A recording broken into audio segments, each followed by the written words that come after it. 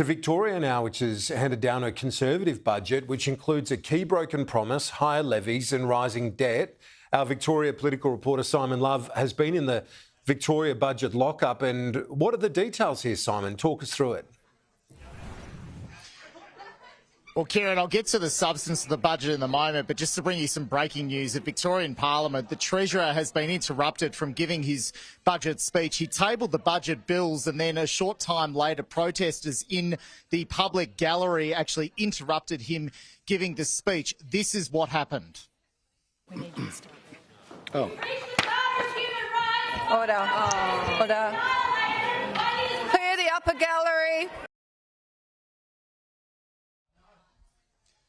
So an extraordinary moment there where the Treasurer, he's tabled the budget bills. We can reveal the detail, but he can't even give his budget speech. We'll expect that shortly, and we'll bring that to you on Sky News Extra over on Channel 603. But let's just go through some of the details in this budget. One of the big ticket items is the fact that there is a broken promise in this. The Arden Hospital will not proceed. That was announced by Daniel Andrews in 2022, and due to work that the government's done, especially with the Metro Tunnel nearby, they've decided that they cannot build that hospital there due to electromagnetic interference with the rail line. So the hospital will instead, what was planned with the beds will happen at Parkville in the medical precinct there. Now let's have a look at some of the net debt figures, and quite interestingly, we know in Victoria the figures have been rising, and the last budget update had the latest forecast by 2027 at $178.1 billion. That forecast by 2028 financial year is now at $187.8 billion. So this is something, Kieran, that the ratings agencies will no doubt be keeping a pretty close eye on. There's plenty of spending measures in this budget, but we're not seeing access to public service jobs or even mergers or changes to a whole scale in government departments. Now, I asked the Treasurer here in the lockup, a big amount of debt there that Victorians will have to burden. How long will it take to pay off? Treasurer, let's talk about debt. $187.8 billion by 2028. I think I asked you a similar question in this very room 4 years ago. How long is that going to take our grandkids to pay off? Well, the first thing, I'm glad you're worried about grandkids. I didn't think you were that old, Simon, but 30. We can only hope. We all aspire to good things in the future. I often hear people say, well, we can't afford to build Project X at the moment. We should delay it. We know the longer we delay these big projects, the further and further out of reach they become. We're effectively making a conscious decision to give up on the future. Quick run through some of the winners and losers out of this budget. The big winners, really, parents of school kids. So they have a $400 one-off bonus paid to parents if they have a child in state schools. Now, that won't be payable to anyone in a Catholic or a government school.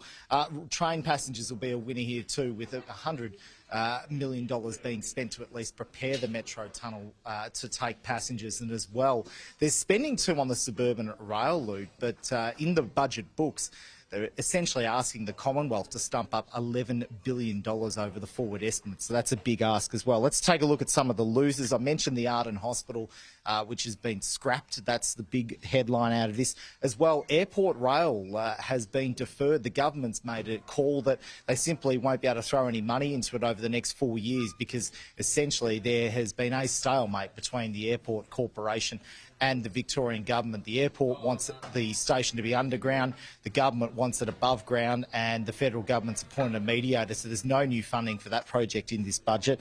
The government says it's also going to reduce spending on advertising and also reduce office space in the CBD. They'll also be winding back initiatives that they brought on in COVID as well, particularly the sick pay guarantee payment that they made. So it means for casual workers, if they are sick, they'll no longer get that government subsidy. Now, we're also going to see an increase in some household taxes or levies. most namely the fire services levy. That'll go up by $25 a household, and as well there'll be a rise to waste levy, which will be passed on through the various councils around the state. We've also seen a big call made on Breakthrough Victoria after a number of financial risks didn't come off of the Victorian government. They've now extended the life of that future fund, with projects being earmarked between 10 and 15 years. So that's a fairly big financial call there, particularly when it comes to startups. So this budget, no doubt, will be framed by the opposition as one that has a big burden of debt, and we'll no doubt be hearing from a number of stakeholders and interest groups soon.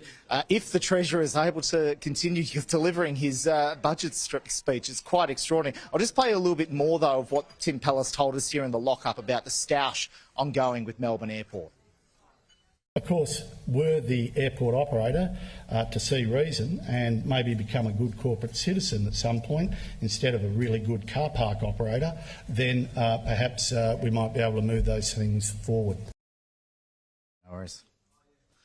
All right, well, Kieran, there's the top line out of the Victorian budget. We're going to head up the road to Parliament and see if the Treasurer can continue delivering his speech. We'll have more reaction throughout the afternoon. It sounds like the bells are ringing, I can hear at Parliament, so that speech will be getting underway pretty shortly.